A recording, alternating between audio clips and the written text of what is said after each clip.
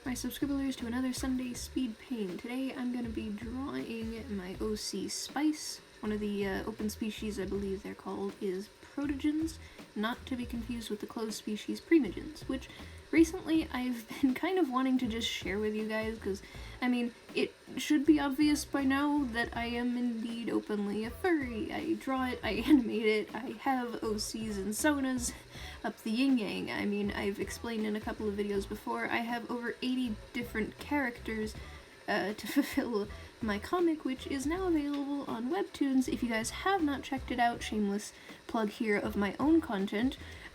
If you guys want to check that out on Webtoons, there's two comics that I'm working on. My main one, which is going to be the first arc, The Dawn of Gales, which involves the story of my fursona mage character Vixie, and the second one, which is Twilight Serpents, which goes into another character that I made a while back from Inktober, which is Dangel.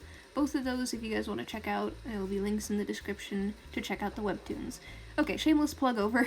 Back to my drawing of Spice here. Spice is actually the first and only Protogen that I've ever owned, and I've done very little research on the variety of just how many anthropomorphized furry and other species there are out there, but I have to say that these species are so vast. I've seen so many amazing content creators out there, not only just with illustrations, but making fursuits out of these guys, and just the headgear alone, the amount of technology that goes into making these is fascinating. Having characters where their eyes and the screens, they have like technology that has LED lighting that can change their facial expressions, or even have like a warning overheating or shutting down or booting up in like letters LED sliding across these screens is fascinating for me. And the furthest that I've made, if you scroll way far back, was a puppet that I made for Halloween. It's a little cringy looking back on it with the sound effects that I added, but at the time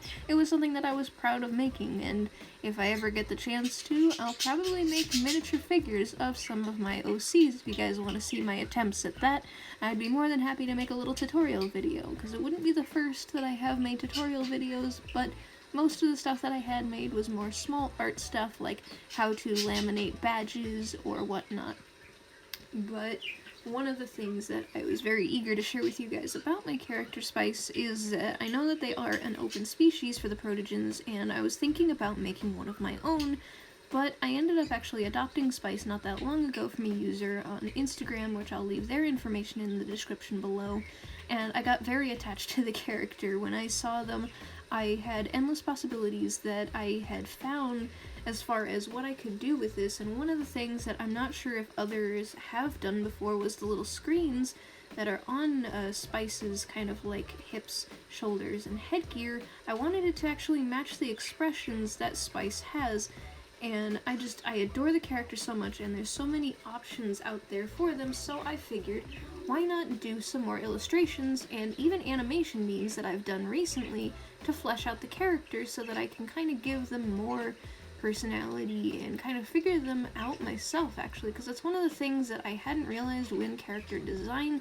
kind of came into play, is there's only so much that I would think for a character, and sometimes the characters even work themselves out just by me drawing them. Sometimes some ideas just pop into my head, and this happened with my Inktober thing, where I had created Dangel and several other characters, and they stuck like glue, and I was able to get attached to the characters so quickly and flesh them out even further.